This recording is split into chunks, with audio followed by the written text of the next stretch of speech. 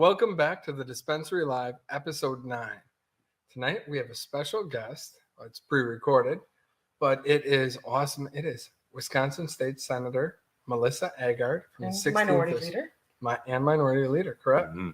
Had her on last week. Pre-recorded interview. It was really nice to watch live. It's cool. In our Very Sun Prairie interesting. Dispensary. Yeah, in a Sun Prairie dispensary. We got an hour with the state senator to ask her about legalization of marijuana and cannabinoids in the state of Wisconsin. And her grassroots tour to push. Correct. The grassroots tour is a great campaign. Why should our viewers watch the 55-minute interview? I was saying I learned a lot. Super cool stuff was talked about. If you're interested about what's going to happen or what's being talked about in the state of Wisconsin in terms of, I hate politics. I'm just going to say politics, but cannabis politics. So it was really cool to learn. Yeah, the push of legalization here, considering all the states surrounding us, mostly the big ones. I actually like the senator, her idea. She thinks instead of this being called a podcast, it should be called the podcast. Nice. Yeah, that was branded by her. Oh yeah, that's good. Except for maybe getting that to like trend. Right. That's trend. We can trend. The whole trend pod thing. But outside of that, it was fantastic to have her on the show. It was very informative, even asking the questions. Of course, we wanted to dig a little bit deeper, but time-wise, we didn't want to bore everybody. Upcoming events. What should our viewers be looking for in upcoming events? A lot of music. End of the summer here. Not really end of the summer. August. We got other stuff out of state. I know we got out of state stores looking Squirrel Hill nights. Yeah. Fond du Lac street markets or every other weekend or something like that. Buds and Brushes, Pennsylvania. Possibly. Yeah, possible. Potential. Little cannabis and little cannabis. New products that we have coming out. The syrups are being released. Right Yes, we have the syrups. Those are fun. The Very. THCA pre-rolls, our caviar. Wait till you see our exotic THCA flower. Fire. Very good looking. Get The it while you good. can. And then let's see, local July 21st, Austin Hartman, who's doing really well in the racing circuit up at the Seymour Race. Look for the dispensary people up there. We'll be up there July 21st. Yep. Yeah, whatever your local store may have it going on. Yeah. But outside of that, we hope you enjoy the interview with the senator. We really, really need people to follow and push her grassroots campaign. And For even, sure. we need what we're going to be doing is having some place where people can post their testimonials in regard to how cannabis has impacted their life. Even going back to Morgan's interview, it's very important that people understand that there's a very good side to cannabis products, and we need to be a voice more publicly to make sure safe products stay on the shelf. So please try and support, especially locally, the grassroots campaign, and make sure you like, follow, subscribe. Always. Push your own senators in your own districts too, because it all takes all of us to get this done. It does. Definitely push. Reaching out to you guys. All right. Well, please enjoy the segment and the interview with the state senator. We'll see Thank you. afterwards. Thank you.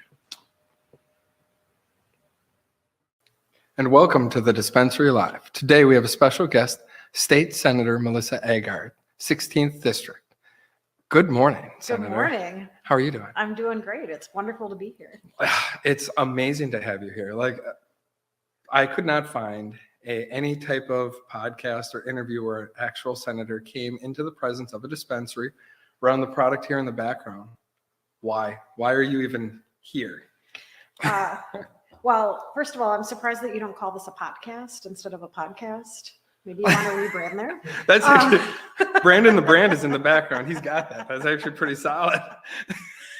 But, to answer your question, I was thrilled to be invited here today to be able to talk about cannabis policy in Wisconsin and frankly across our nation, because I know that as long as we are working to remove stigma and actually having factual conversations about where we stand with cannabis policy and how prohibition, frankly, is harming our communities and creating less safety and security, less prosperity, and less freedom for people in our communities. We need to take all the opportunity to be able to help dispel the myths, to help educate folks, our friends and neighbors, across the state of Wisconsin, across the United States of America, and help people understand the realities, because there's a lot of false narratives out there, right? Like I run into them every day. I'm sure that with your shops, you have people coming in who are a little bit afraid to come in. Maybe they've been driving by 2 or 3 times before they actually turn into the parking lot. Takes them a while they're sitting in their cars to come in. This is a safe place, right? Like there's rules. And actually, one of the things that I've been hearing from business people like you across the state of Wisconsin is we want more regulation, because we want our customers and our neighbors to understand what this industry actually means, and how having brick and mortar stores on our main streets is actually good for our communities. It's crazy. We never even wanted to be in brick and mortar, which is really crazy. But going back to the podcast, we actually have a section called politics rather than politics. And I think this will fall into that category. But I guess let's, could you tell our viewers just a little bit about who you are and where you got to be and how you got to be here? Absolutely. So I was born and raised in the city of Madison, and never imagined that I was going to run for office one day, or even introduce a bill about cannabis legalization in the state of Wisconsin. But I'm a mom. I have 4 kids, and a couple of my kids came home from school one day and were saying, we're learning in school that the government is supposed to lift up the will of the people. But what's happening in Madison, and you do the math, a little over a decade ago, but what's happening right here in our city doesn't feel like our government is listening to the people. And as a good parent, I think sometimes we learn the best from our kids. And it did bring a message that my dad taught me forward that he gave me when I was young. And that was really, if you see a problem, you have a couple of options. You can decide to ignore the problem, or you can try to solve the problem. And solving a problem might be challenging. And at the end of the day, you may end up solving it, or you might not solving it if you try, but you're going to learn something about yourself. You're going to learn something about your community, and your community is going to learn something about you. So that intersection of a lesson that my dad gave me when I was young, and my kids coming home and asking me about why our government wasn't working to address the will of the people, caused me to decide it's okay to become uncomfortable. I'm an off-the-charts introvert for folks to be able to understand just exactly how uncomfortable it was to think about running for office. And I decided I needed to put my name on the ballot, and I needed to show my kids that if things aren't working the way it is supposed to, that rolling up your sleeves and trying, that's noble. That's the hard work. That's admirable is what that is, because a lot of people don't. People sit back and wait for other things to happen. Sounds like you really went after that. I went after it, yeah. And you had no ambitions up to that point. You were just like, no, I'm going to throw my hat in. So I started out on the county board. And again, that was really because of a conversation with my kids, giving to the community. I didn't know what a county board does. But then after serving on the county board for a couple of years, my kids came home and we had that conversation that I just shared with you. And I ran and I won. And I had a new baby at the point in time that I was running for the state legislature. I ran for the assembly, and my platforms were not cannabis policy. But after I won that seat and was sworn in to be a state assembly representative, one of the promises that I made to my community was that I am going to be eminently available to the people. And I really prioritized getting out and listening, whether it was office hours in libraries or being at coffee shops or answering questions at the grocery store. And people were coming to me and they were sharing with me stories about how government was and was not working. And there was a common thread in many of these conversations, and it was cannabis.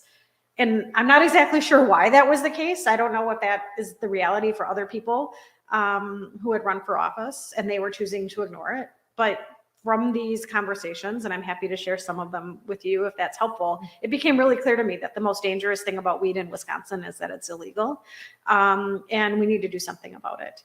There were 2 states at that point that had legalized cannabis for responsible adult usage. And I thought, that seems like the solution. More regulation will provide more safety. It will provide people more personal liberties and freedom in a safe way. and it's going to provide more prosperity to the state of Wisconsin. So that was a big endeavor to take on, and wasn't exactly sure how it was going to be received when we actually dropped the legislation here in Wisconsin. But I knew it was the right thing. And here we are, fast forward a decade later, still talking about it. I feel like the world has really changed with now 23 states legalizing for responsible adult usage as opposed to just 2. Public perception and the call for real change in Wisconsin is loud. The vast majority of the people of Wisconsin want this to happen. And I am really pleased and honored to be at the helm of this conversation. I know what's going to happen, right? The genie can't get stuff back in this bottle. Wisconsin's behind the times. I have to agree. We are very behind the times, especially now that Minnesota, I mean, that's a big play. Everybody was very surprised and people are applauding all the way throughout the state of Wisconsin, especially people on the west side of the state. They're like, now I don't have to drive to Illinois or Michigan. That's right.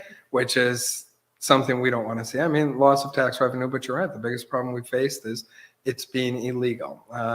Through the ballots through the past 3 years, it's been 80% or higher. The states thought that we are to be legalized. The incarceration rate for marijuana is still a problem here in the state. And let's be real, we're wasting tax dollars. Now, the state had an opportunity with like Hemp 2.0, and I know that's a much different side of the track, but we had a revenue possibility and we had a big pop in what potentially could have helped the agriculture department here in the state. We ended up giving that up and kicking it back to the federal level for USDA, even for the hemp industry. Some people say it's because the cannabis and hemp industry was not following guidelines to follow suit for the recreational and or medical side. Do you feel that Hemp 2.0 should have stayed in the state in that bill for revenue and protection for our farmers? Or do you feel that giving it up to the USDA was a good option for the state? So it's a tricky question, right? The devil is in the details. Clearly, with the policy making that happened at the state level, we did not do a good job in rolling out our hemp bills here in the state of Wisconsin. And I mean, opening the doors to farmers, and that's a big part of our history here in Wisconsin is our agricultural industry. I have a lot of farmers that reach out to me and say, "Go girl, I wouldn't vote for you. You're a Democrat, but you're right on this one." But because we did not provide adequate resources to the departments and to the farmers in the state of Wisconsin, I feel like we failed them. And tried to put a Band-Aid on it with Hemp 2.0. Continued to have real challenges from people who are trying to enter the industry. And I think that the best thing that happened, frankly, in Wisconsin was passing it over to the feds. That said, I am still working really hard to get this bill to pass because I know that if we were able to pass this bill, we would be able to support our farmers in a better way, whether they want to grow hemp products with little or very little THC, or people were choosing to grow high THC cannabis plants in the state of Wisconsin. It's happening, right? There are illegal grows all over the state of Wisconsin. Yes. One of the things I hear over and over again from naysayers is, why do you want to introduce this new drug into the state of Wisconsin? Folks, it's not new. I actually read a story a while ago about how there were cannabis plants in Egyptian pyramids. That's a long time ago, right? It is a successful illicit industry in the state of Wisconsin, but because it's illicit, it is actually harming people within our communities. And last I checked, one of the most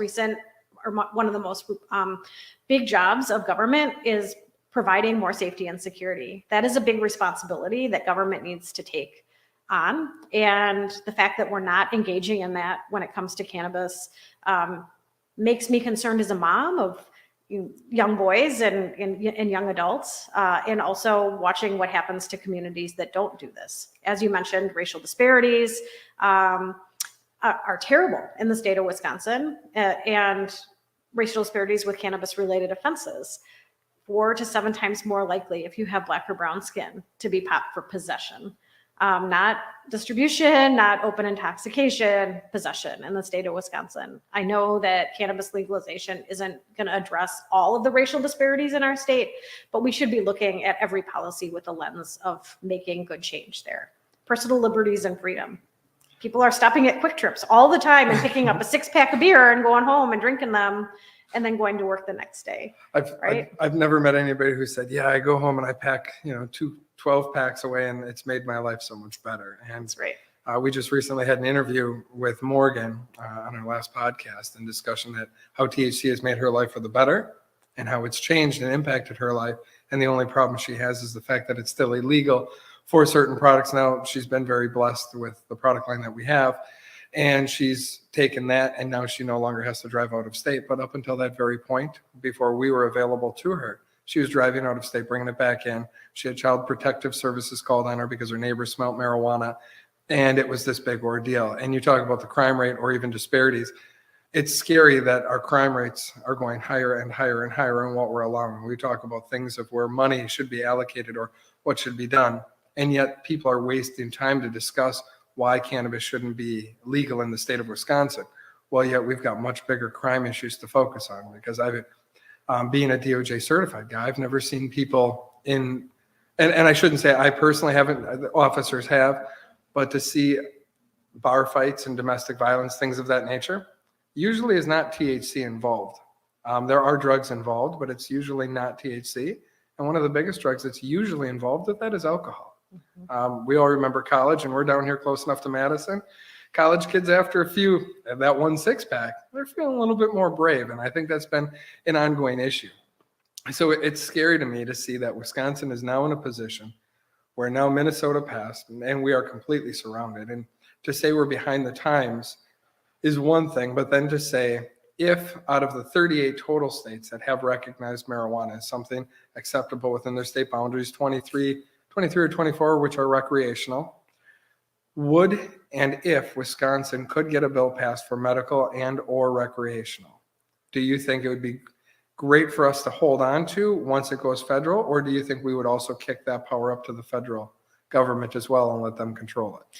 Yeah, so interesting fact, before Minnesota legalized just a week ago, the governor signed that bill into law. 50% of the people in Wisconsin over the age of 21 lived within 75 minutes of a legal dispensary. Now that Minnesota, which is our largest border state neighbor, has legalized, those numbers are going to change drastically. We also know that tens of millions of dollars in tax revenue has gone to the state of Illinois and to the state of Michigan. And that's hundreds of millions of dollars of Wisconsin's hard-earned money that is traveling to other states that could be infused into Wisconsin's businesses, Wisconsin's way of life, and Wisconsin's values. But unfortunately, we are losing it, as you pointed out, as an island of prohibition. I really believe that we need a homegrown Wisconsin solution when it comes to cannabis policy, like making sure that we have protections for Wisconsin businesses so that big industry isn't coming in with unlimited dollars to saturate cannabis dispensaries and cannabis grow operations in the state of Wisconsin. We want Wisconsin farmers to be able to grow the product. We want Wisconsin manufacturers to be able to manufacture the products. We want Wisconsin business owners to be able to sell those products. And if we have a federal policy, it's going to be more like the big brewery model as opposed to the microbrewery model that exists on the alcohol side. Now, as you pointed out, alcohol is a drug. It is a legal drug in the state of Wisconsin because our laws are written the way they are. Cannabis would still be a drug under my policy, but it would be a legally regulated drug. And frankly, with the shops, not only in Wisconsin, but if people have driven to the border states with Illinois and Michigan, you know that you're carded before you even walk through the first door. And then you're carded again in a small waiting area. And then you're put in a line and you're carded again at the counter. You're not picking the product as you're walking through the store. You're having a conversation directly with the bud tender who is working there. They're talking to you about what it is that you're hoping for, making sure that they're educating you on what it is that they're putting in your bag and you're paying for. And you're left to walk out of that store with your product and additional knowledge. There's more protections there than there are in Wisconsin when it comes to buying tobacco or alcohol. And those same protections, if my bill were passed, would be here in the state of Wisconsin right now. But there are people that, yes, some are driving to these border states to purchase legally regulated cannabis. But there's a lot of people purchasing cannabis in Wisconsin on the black market. And no one is IDing you. No one's having a conversation with you about what it is that you're purchasing. No one's educating you about the usage of that product.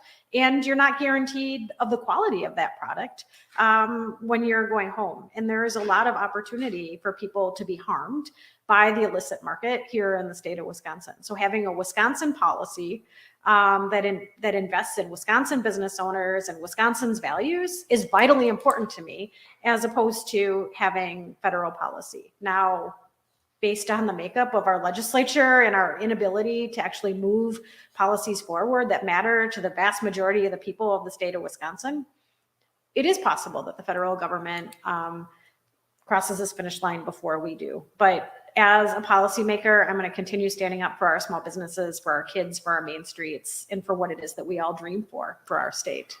Well, I find it funny. One, you got our Weston staff. You were recently up at one of our Weston stores. They did not ID you when you came into the store. You could ask any of our staff. It's mandatory. Everybody gets carded when I come into the store. It's fun. Sometimes the staff will card me, especially when I'm out of state. It's a lot more fun because I get carded or I'll have conversation with them, and I'll be interrogating them because that education platform is mandatory to us. If you are behind these counters, it's game time. You need to be able to answer all questions to anybody buying or purchasing, and you have to prove ID. Now, we've gotten a lot of scrutiny here in the state because they're like, well, it's not a state policy. That's okay. It's our policy, and we're a privately owned business, and we do it to protect certain things. So that has allowed us to not only build a platform, but a good reputation with law enforcement. And law enforcement hasn't had much voice in this policy building atmosphere at all, which is crazy because I haven't seen the Badger Sheriff's Association. I've heard some of the statistics, especially down at legislature, things of that happen. But I think the biggest adversary, I wouldn't even want to use the word adversary. The people who are tending to have a lot of leverage here in the state currently have to do with alcohol. And the Tavern League seems to be putting up some pretty big barriers on the whole cannabis industry. And I'm not saying that the Tavern League is incredibly strong here in the state, but let's be real, we have a lot of taverns and it brings a lot of revenue to the state. Do you believe that is one of the direct issues that the state has been hinged on? So I reach out to law enforcement on a regular basis and invite them to the table. I know that it will be a stronger policy for Wisconsin if we have robust and diverse opinions in drafting a law that would potentially be signed by the governor here in the state of Wisconsin. So ensuring that the law enforcement officers who are seeing the challenges of our communities because of prohibition and being able to lift their voices up through good policy making, that's really important to me. And there are some that are uncomfortable because they, frankly, are being inundated with misinformation from groups that have a lot more money and power than I do. I like that. That's well said. I would love it. I would love it if more members of law enforcement wanted to sit down with me and share their stories. But the ones that have had the opportunity to sit down with me have said, frankly, I would much rather go up to someone who has smoked a bowl than to someone who has drank, a bunch of alcohol. Whiskey. Right? Because we know whiskey's got a trend. Right. Where is the safety? Right. And who am I going to be able to actually have a thoughtful conversation with? I do having the perspective of law enforcement in this bill. And as we continue this conversation is a priority of mine. And there have been some folks that have been willing to weigh in, and I look forward to being able to bring more people into the fold. When it comes to the Tavern League, there are a lot of people that will say they think that the Tavern League is what is standing in our way. Frankly, I want them at the table. They have figured out in Wisconsin how to distribute product in the state of Wisconsin and to support something that is actually a successful industry. Do I wish there was less drinking? Do I wish that people weren't driving while they were drinking? Do I wish that we had more education for our kids? Yes. I think it is a good example when you bring up alcohol in the state of Wisconsin. It's not a one and done, right? They didn't remove prohibition of alcohol in Wisconsin and then never have another alcohol policy come through the state legislature. There are alcohol policies that come through on a regular basis. I think every session that I've been there. So passing this bill that I have drafted to legalize cannabis in Wisconsin for responsible adult usage with a medicinal component doesn't mean it's a one and done. It means We're passing more protections in Wisconsin that currently do not exist with no real laws on the books. And based on what it is that we learn, we can add additions to cannabis policy in future sessions. And we've seen that in other states that have legalized cannabis. I would love to have the Tavern League in my office and hear from them what it is their concerns are. And frankly, that's a big reason why I'm doing this grassroots tour across the state of Wisconsin. I am hopeful that people who are skeptical come forward and share with me what their concerns are, because I know that we can address them with good policy. Well, the two biggest ones on the law enforcement side. So as I mentioned earlier, we have pretty good relationships with law enforcement agencies. Currently, there are two stories that really stand out. A local department, not in your district, but a department contacted us because they know that there's a small little shop selling full spectrum CBD and hemp derived products to people 16, 17 years of age. When confronted, they're like, show us the law that says we cannot sell hemp products in that manner. Now, if it was smokable, that's one thing. Wisconsin has smokable laws in place for any type of smoking device. It must be 21 years of age. So that aspect is covered. But when law enforcement contacts us and says, hey, could you help us and advise us in what direction?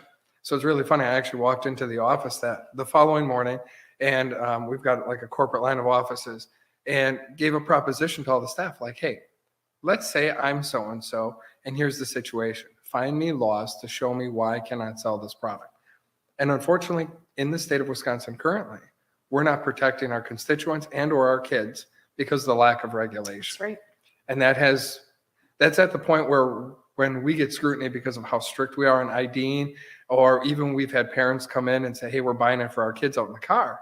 No, we have that right to refuse, and we choose to do it that way. Because if you said that in Colorado, if you said it in Vegas, New York, all the states that have other policies, it's illegal based on their regulation policies.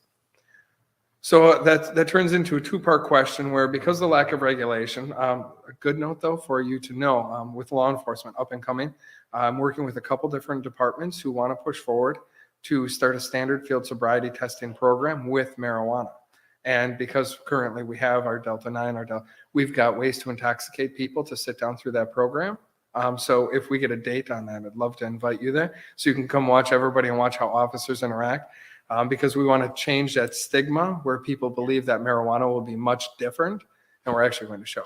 That's so important, because we see oftentimes after accidents or critical incidents in our communities reported this person had cannabis in their system.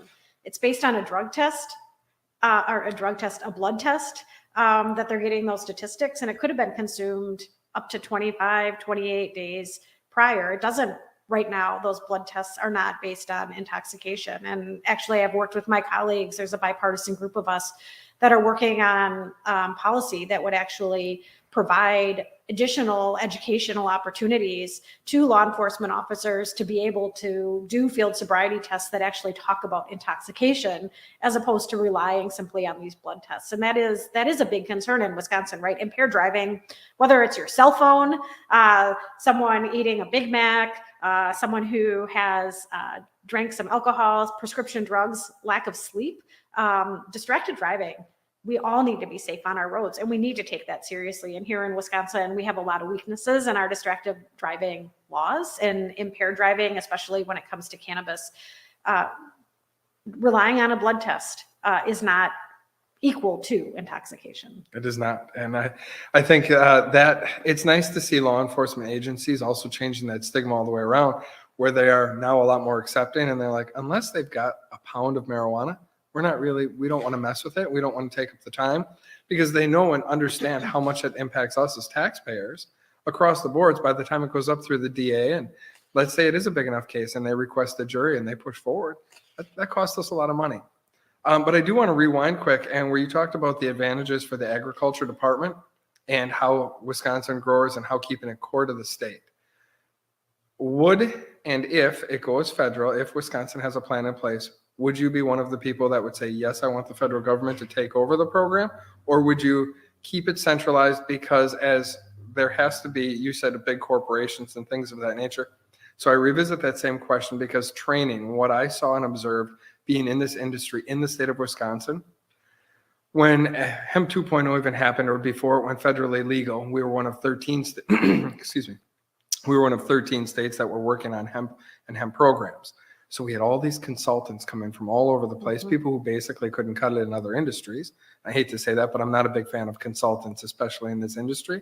They put no money into the game. They have no stake. They have no property, but yet they want to advise our Wisconsin farmers.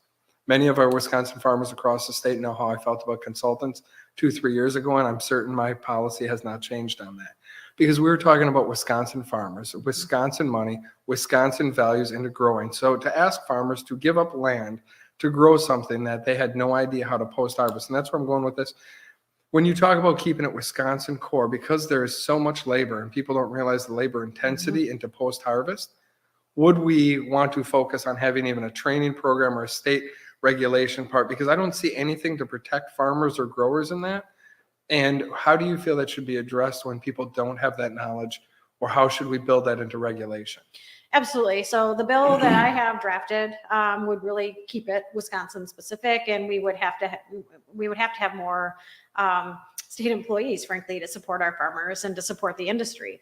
And that's one of the challenges with my colleagues on the other side of the aisle, is they see that as growing government as opposed to supporting industry and growing prosperity. I see that as a wise investment in our farmers, in our agricultural heritage, in our communities, and really keeping the money here in the state of Wisconsin.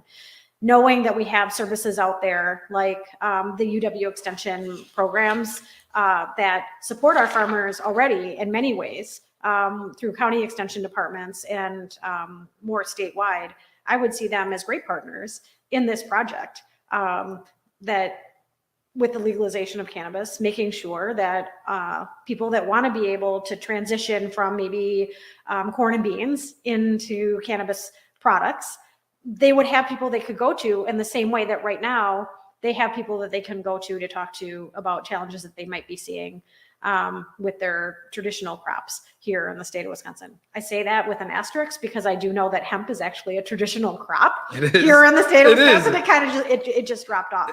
So I would like this to stay really in the fold of Wisconsin. Well, and I guess that's why I witnessed personally, along with all of our staff, the loss of hundreds of thousands of dollars to Wisconsin farmers, not only from consultants, but the whole hemp industry. When it crashed, a lot of farmers lost a lot of Wisconsin money. And I'm a Wisconsin kid from Valders, Wisconsin. So yeah, I don't want to see the farmers taken advantage of. When it comes to that, in 545, the old one from 21, Senate Bill 545 that you actually were a big part of. I mean, pretty much that you were driving that one too. Going back to that, when you talked about some of the regulations, what do you think the most important success of the legalization in Wisconsin would be for regulation? Are you thinking access, use, penalties, revenue? What do you think that number one thing for the state? Like if we had to hang on to one thing out of that, what do you think the most important part of getting it regulated right now would be? Cannabis in general, or? Correct. Yeah. Well, I think that based on conversations that I've had with people in the Capitol building, it really is addressing safety. I think there's a lot of myths out in the world that actually introducing cannabis policy in Wisconsin, as I mentioned earlier, is bringing a new vice into the state of Wisconsin, but helping people understand that by legalizing cannabis in the state of Wisconsin, we're providing more safety. We're providing safety for our farmers. We're providing education for them. We're providing safety for business owners like you, for the people that are walking, your consumers who are walking through the doors. We're providing the opportunity and more safety for our law enforcement officers, our first responders who are on the front lines.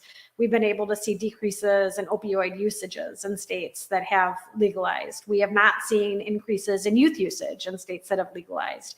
And with thoughtful policy, learning from what other states have done in other countries, we have Canada and Mexico, our two big border neighbors as well, on how it is that they have rolled out good cannabis policy and ensuring that people in their communities are more safe. That's vitally important. And I think that that needs to be paramount in how it is that we talk about moving this bill forward.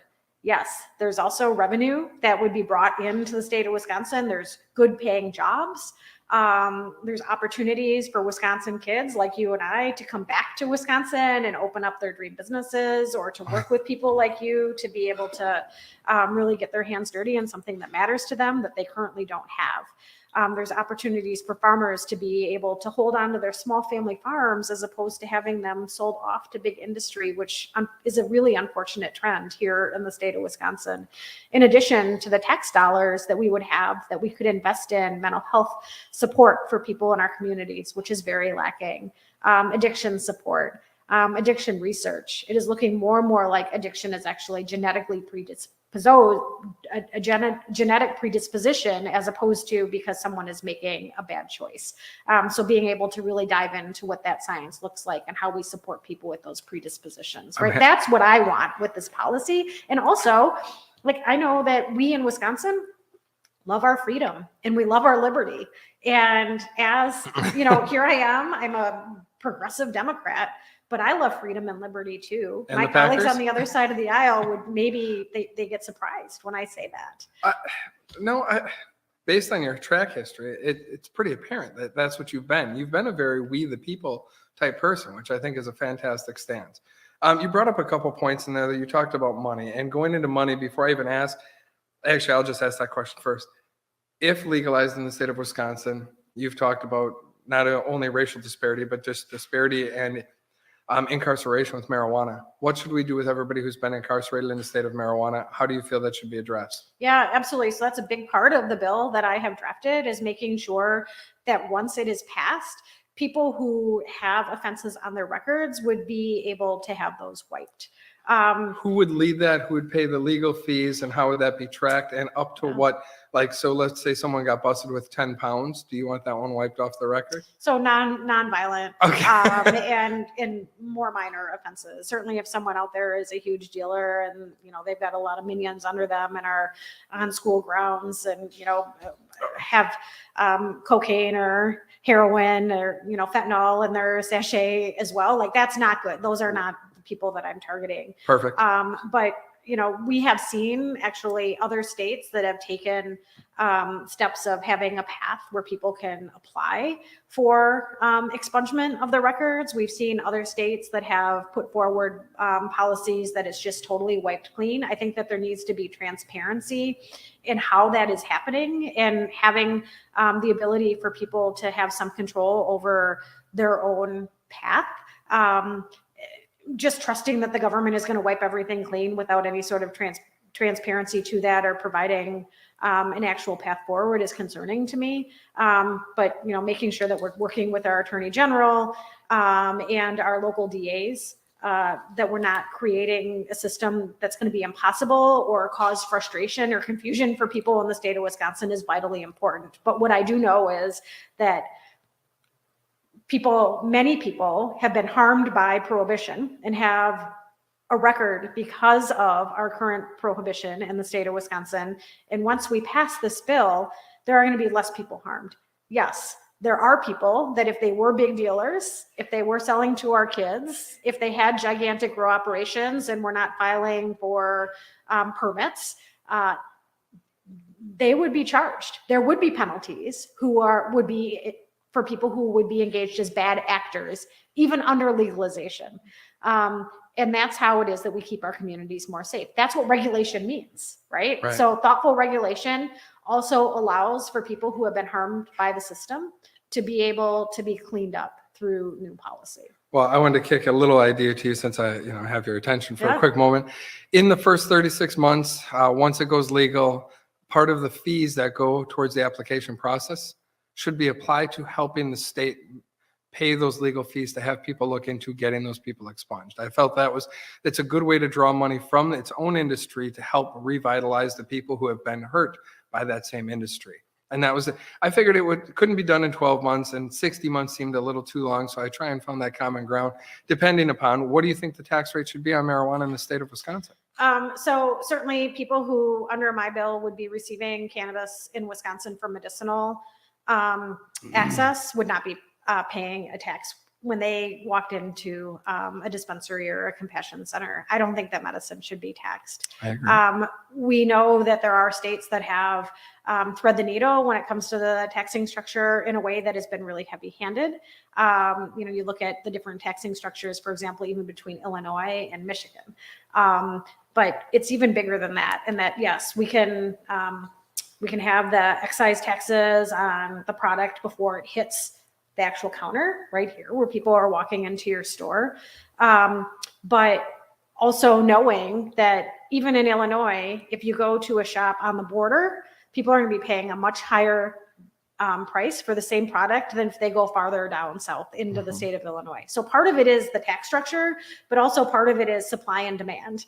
And that is part of the freedom of being a business owner, is you can decide what it is that people are willing to pay. It is vitally important that we don't overtax, and that we provide the opportunity for people to actually make money, because you look at a state like California right now, the people who are doing really hard work in the growing of the product are actually losing money. And their illicit market is actually growing to be more successful. There's an imbalance there. Actually, we're seeing that in more than just California. Even right now, the ability to buy certain medical marijuana licenses to be and a grower and or medical dispensary, there's more becoming available because the tax rate's hitting the business so much on the backside. There's no profit margin, and for the policies and taxes they're going through. So in order to build that properly, and I think that's going to be one of the biggest hurdles here in the state. Getting the money right to not push that illicit market is going to be a very big struggle, because we're seeing in Illinois, we're seeing even down in Virginia with some of the legislation going on. If we push back to making people go back to the streets, because there has to be a cost benefit, people want to use it as a medicine. There are other people that want to use it as party recreation. But when you put such a tax increase on it, or you have it so just out of reach for a lot of people who can't, as we know, inflation's going around. So people who can't afford to go in and pay those elevated prices, and when we see that, it pushes them back to the street, and that pushes us back to people who are overdosing because it's not handled, it's not third-party tested. And on that same thing, right? Like, we are an island of prohibition in Wisconsin. So if we pass this bill, which we will at some point, it's not a matter of if, it's a matter of when, Correct. right? And the details, the devil in the details of the policy. We know that Michigan, Minnesota, and Illinois have also already legalized for responsible adult usage. And in Wisconsin, you're going to have the opportunity, if we don't get the tax structure right, people are going to choose to drive to these border states still. And we would continue to lose out on tax revenue. We would continue to lose out on jobs. We would continue to lose out for our agricultural industry. So threading that needle and getting the tax structure done in a right way here in Wisconsin is vitally important in order to keep the dollars here. So in your bill and moving forward, who's working on where that tax allocation would be, and who do you have anything scripted on paper already of what that tax outline looks like? So, one of the things I want to make really clear with this piece of legislation, yes, I've been carrying it for 10 years, but we have tried really hard to continue to stay at the top line, right? The devil is in the details. We've got to get this right. We want to do it in a Wisconsin way so the industry can stay here in the state of Wisconsin, but also acknowledge that the vast majority of pieces of legislation that work through the Wisconsin Capitol, through the process, have amendments that are put on them. So we do have structures there. We have worked with drafting attorneys. I've asked them to study other states, to study states that have done it in better ways, to study states that have done it in less good ways, and make sure that we are doing our best to thread that needle. Now that we are surrounded by 3 very large neighbors that have passed responsible adult usage policy, we need to go back down and look at that, because what we have does not match what these other states have done, because in part this bill was drafted when only 2 other states had legalized for responsible adult usage. So I amend the bill every single session before it is brought out, based on conversations just like this, based on what I'm hearing on my grassroots tour, as well as from people in my district, but also knowing that amendments are likely to be offered on the legislation as it moves through the process before it gets to the governor's desk. I think there's, and this is only because I've heard grumblings from other party sides about tax numbers that would be allocated and how it should be. And I've only publicly been able to find, and I guess even our listeners, numbers that very much reflect the state of Illinois. And I thought that would be a big crash and burn for this. this whole platform. So our bill was drafted far before Illinois even Right. brought theirs up. We're not mirroring anything off of Illinois. That is a false rumor that I would like to put to bed That right is now. fantastic. And- I love that. I love hearing that. It excites me because obviously I don't have a power to sit where you're at because And, you know, ultimately, I hear a lot of reasons why people are saying that this can't move forward. And because people don't agree with the tax structure of the piece of legislation, that's pooey, right? Like, provide an alternative. I'm completely reasonable. Let's sit down. Let's get it right. Ultimately, it is vitally important that we do thread this needle in the right way. As I mentioned, people are going to have the opportunity to drive to other states. But what I will say is there are an awful lot of cars from Wisconsin in Illinois parking lots. There's an awful lot of people in Wisconsin who are more than willing to pay the Illinois tax structure and go to Illinois to get legally regulated cannabis in that state. That is not stopping hundreds of millions of dollars from leaving the state of Wisconsin and going to Illinois. We had a recent fiscal memo drafted in collaboration with the state of Illinois and the Wisconsin Fiscal Bureau that shows $36 million of tax revenue from Wisconsinites has gone to Illinois to go into their tax base. That's just the taxes. That's not including the money that's going to the business owners. That's not including the money that's going to the growers and the distributors, right? So helps the gas stations. Gas stations, people in and Wisconsin I'm sure there's a lot buying of more munchies gas. being bought in Illinois too. From Wisconsinites, right? So in-house, in session, what is the biggest thing you see? Because you've been working on this now for quite a while. You've put a lot of effort into this. You've put your name on the line quite a bit. You haven't lost any votes. You look very good in the eyes of your district. Everything's going great. So when you're behind those doors and you're in session, who's your biggest opponent in there? So it's Republican leadership in the Capitol building. And I wish I could tell you, you're probably going to ask, and what is their concern? It's I'm not. almost like the wheel over there, spin the wheel. And it's going to land on a different spot every single time. If in fact I could get my Republican colleagues in the Republican leadership of the legislature in Wisconsin to tell me specifically what their concern is, we could address it through thoughtful legislation. I'm all up for amendments to this bill. I'm all up for passing the bill. I know it is the right thing for the state of Wisconsin. And I know that 2/3 of the people in Wisconsin want responsible adult usage with a medicinal component. And if my colleagues win their elections with that margin, they call it a mandate. So why is it not a mandate that we legalize cannabis in Wisconsin? Where's the disconnect there? Is it because of our governor? Our governor loves this bill. Right. The governor would sign this bill, and frankly, you know, he has grown on it. We've also seen President Biden, you know, initially was a bit of a prohibitionist, and now he is asking for the reclassification, the rescheduling of cannabis at the federal level so we can actually study this and consider how we move forward. He's encouraging governors to expunge records, and I think his administration is likely looking at what it is that they can do to go to the next step. But is it because majority, Republican side here, we have a Democratic governor? So why give that? Let's not give that win to the Democratic governor. Do you think it has anything to do with just that alone? Well, you know, that's, frankly, that's sour grapes, and that's unfortunate. That's not the way government is supposed to work. And really, it comes back to my story at the beginning. Why did I run for office? Right. It's the role of all government, Democrats and Republicans, independents, moderates, you know, whatever party you're associated with. If you are elected to represent people, if you have taken the time and energy to put your name on the ballot, and if you have won those elections, you need to stand up for the will of the people. And that's what I'm doing. Governor Evers is doing that. And I know that there are Republicans in the Capitol building right now in Madison that if this bill came to the floor, they would vote for it. But they're not putting their name on it. We're going to because try and their get them on leadership- here. We actually want to get, I'm actually even trying to get Senator Teston next. And then following, I want to get the Attorney General on here. What should our listeners do to help support not only you, your campaign, but what should they do here in the state to actually be a louder voice to help support that? So, you know, there are a lot of things that people can do to support this policy or whatever it is that really matters to them.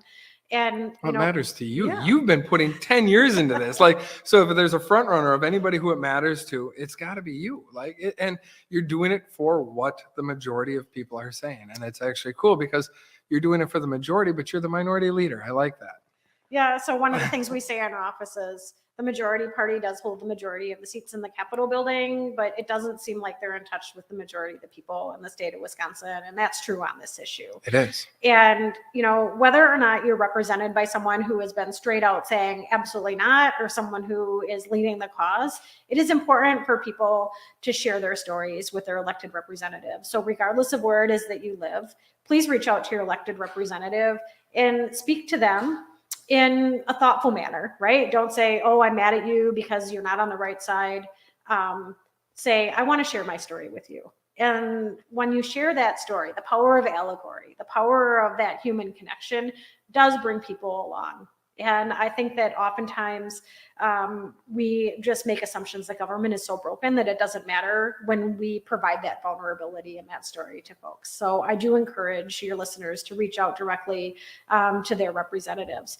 It's also important that folks reach out to the majority leaders and minority leaders of the four caucuses in the Capitol building and share their stories there as well. And prefacing it with, I know that you're not my representative. Yeah, I know you're not my senator, but I know that you're in a power of extreme position here in the state of Wisconsin. And again, share your story. Those connections really do matter. Also, it's important to know that if you're not able to meet directly with your lawmaker, that their staff is an extension of them. And it shouldn't be seen as an affront that you're not able to meet with that lawmaker. Share your story with their staff. If you have that personal connection with them, they're more likely to have you come back and actually have the opportunity to meet directly with the senator or the representative. Folks, we're on the right side on this issue. The genie's out of the bottle. We're not shoving it back in. It's only a matter of time. And frankly, the devil is in the details. So don't get lost up in shiny headlines that say, oh, because Senator Agard is working so hard on responsible adult usage, we're not able to pass medicinal. The majority party could pass a medicinal policy pretty darn quickly here in the state of Wisconsin. We've seen them be able to move policies, bigger policies than this, forward in pretty swift manner. If everything went perfect, what would be a realistic time? Well, I mean, we could get this done this session if it was perfect. But perfect means that the majority party, the leaders in the majority party, need to have a lot of personal growth and development in order to cross the finish line. But the governor is ready to sign it if we can get it to him. Well, if you ever need more stories as well, if you need anywhere from upwards of hundreds to thousands of veterans, so we're pretty tied to the veterans community, and I consider myself a pretty solid patriot. After 20 years, I have many friends who have worn uniforms and suits for many different agencies. And the stories behind of even what got myself into this industry is the people who protected this country, the people who are willing to lay it all down, who don't want just the prescription medications. The life benefits that they have seen from THC, hemp-derived products, and marijuana products all the way around, those are the people that allow us the freedoms that we have. Those are the people that have done everything so that we can still have a safe capital and the laws to protect this country and this nation. So if they ever need stories, and it's weird because Kentucky actually wants to sort of use me as the face of their political campaign. They're like, oh, combat veteran who's in this industry. But getting into it, the stories that we hear, and many of even our employees that struggle from PTSD to the physical ailments, those stories, and maybe we should talk to like Brandon about getting a link where people could just submit all their stories right there and create videos. I don't know if that's a thing, but getting more and more veterans to pile that in, because if we've got the conservative side that sits back and says, for whatever reasons, like you said, spin that wheel. That wheel is that crazy thing. But you are working for the people. You are pushing towards something the entire state is for that has so many good benefits. We want to support you, not only as a company, but as a person, as a 20-year veteran. I love what you're doing to move forward. I wear a white tie. I don't wear a red or a blue one. There's a reason for it. There's 3 colors on a flag, but I won't go down that political tree right now. But I will tell you, the Roman Empire was a long-standing republic that imploded upon itself. So my last question, out of all the states that are legal, you're working on a bill to propose regulation. What's the best state so far that's had the best rollout? That's a really good question, and I can't answer it. That's okay. I've been so immersed here in Wisconsin. I think that the best state to model our policy off of is the stories of the people of Wisconsin. Okay. The veterans, the folks that have been harmed due to racial disparities, the small business owners that have dreams and aspirations about what they can do for our communities, the parents who are concerned about their kids, the farmers who desperately want another industry that they can roll up their sleeves in and engage with. those are the people who have really been the driving forces behind this legislation. I've had thousands and thousands of conversations with people over the years about the harms of prohibition and about what it is that it means to dream bigger and better for the state of Wisconsin, whether it's for our safety and security, whether it's for individual prosperity for business owners or the prosperity of communities or our state as a whole, or for our personal liberties and freedom. And that really is what motivates me on a daily basis, is the private, personal conversations that I have had with people when they've shared with me really the harms that exist right now because we are not moving forward, as well as what their dreams are of what can be. See, and I'm a little bit of a dream crusher. Like when this goes legal, because it's not a matter of if, it's a matter of when. Some of the states that have rollouts where they made it very easy, they had no barriers to entry, it became a free-for-all, right? And all of a sudden, next you know, it was basically in every gas station, like what we're seeing here in Wisconsin. So I'm hoping and praying on my side that when things go through, that there are bigger barriers to entry. There's a better background check policy, and it costs a little bit more to play in the game because we need to make sure we have quality players in the game, though, at that same point in time, because there are certain states that have imploded upon themselves. You mentioned California a little bit earlier. California, there are people that just do sort of like a mobile dispensary. They have no licensing, no programs because there's no penalties to it.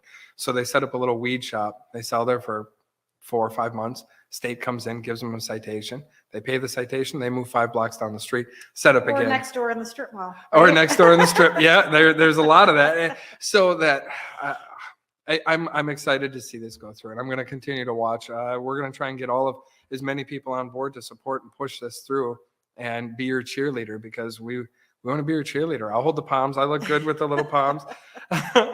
What do you realistically want timelines to? I know you said perfect, it would be this year. What should Wisconsin constituents really be expecting for this, especially with Minnesota changing that?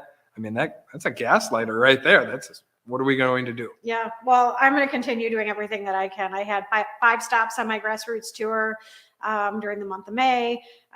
We're back home now to focus on the budget and make sure that we're taking care of Wisconsin's promise to the people of Wisconsin when it comes to funding our local governments.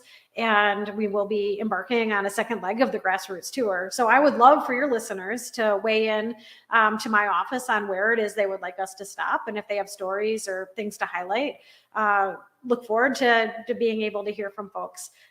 So we'll be out across the state continuing to hear from the people and making sure that we have the best bill possible. Should they just go to your website for the grassroots tour? Because I know like they can put it up on the bottom. So when people are watching this, they'll put it all across the bottom. Yeah, so we have an email and a website on the state of Wisconsin's legislative page, and that's a perfect place for people to go and share their stories and to weigh in. We also are very active on social media. We have a Facebook page, and usually on Mondays we do a Marijuana Monday post. What? How are we not on the marijuana? We want to be on the Marijuana Monday. Oh, we are. Okay, we are. I didn't. So damn it, I'm bad. And we have on the Marijuana Monday post, we will be continuing to ask people to weigh in, and folks can absolutely contact us that way as well. Can we Can we take that link and copy it onto our webpage? I would think so. Can we do that? The state won't be mad at us.